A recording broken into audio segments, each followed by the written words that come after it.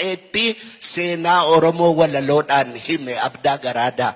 Bara dargiin biyya balleesse Hayilee Fidaa fa'aa ajjeesanii Sheek Xaahir amma dhiyoo kana kaleessa dhenga ji'a lama kanan taane Kanadaatti du'e.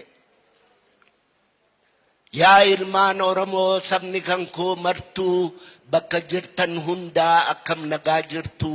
Yaanni keenya tokko teessoon biyya xinnaa guddaan illee akkam jirtan fayyaa. Dardaraa maanguddoon dhiiraa dubartiini waa'ee bilisummaa maalitti jirtanii. Takka tahaa kaa keessaan lollohina amantii fi kutaa waliin foffohina. Durumatti deemaa duuba millatina marii takka ta'a waliin tuffatina.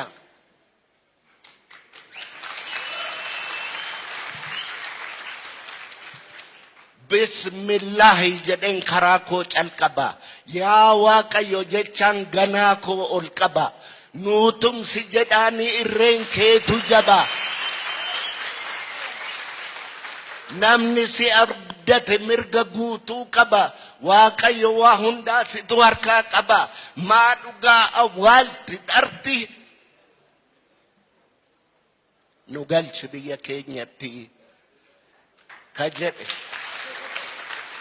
Sheek Xaahir jabaa keenya akkuma abdii qophee jabaa keenya seenaadhaan yaadachuu qabna jechuudhaaf.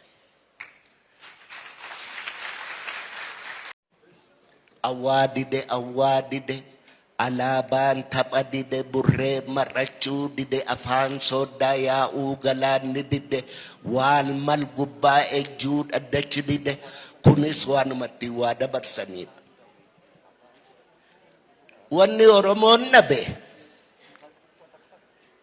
argaa dhageettii isaati. Seenaa isaatu dhabe.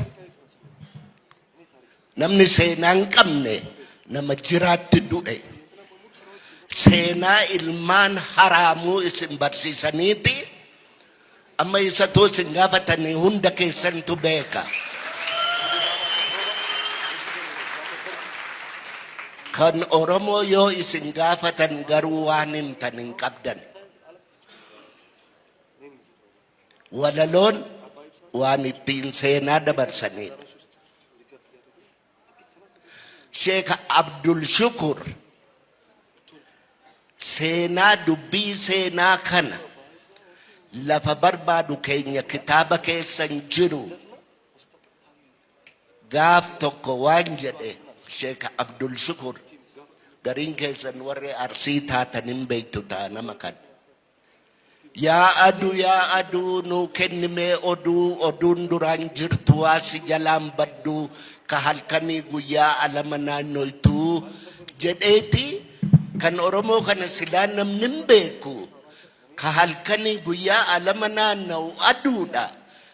Adumee nuu kenni hin beeytaayi seenaa Oromoo kana nu dhageessisii jennaan aduun homaa himuu didde. Seenaa duraan jirtu aduun silaan himtu mee onneedhuma keenya kana foon diqqaa nafa keenya keessa jiru kana onneedhuma keenya haa gaafannu jedhe. Yaa onnee ka zabanuu rafne ka dirrisuu malee dadhabbii ni manne dhalootarraa qabdee hanga du'aatittu waaqatu si uume jedhu siin jedhe dhaabbadhu siin jedhaa guyyaa ofii fedhe fedhii isaa malee ofiin hin dhaabbattu jedheetii onneedhuma isaatti deebi'ee onnee isaa gaafate waa'ee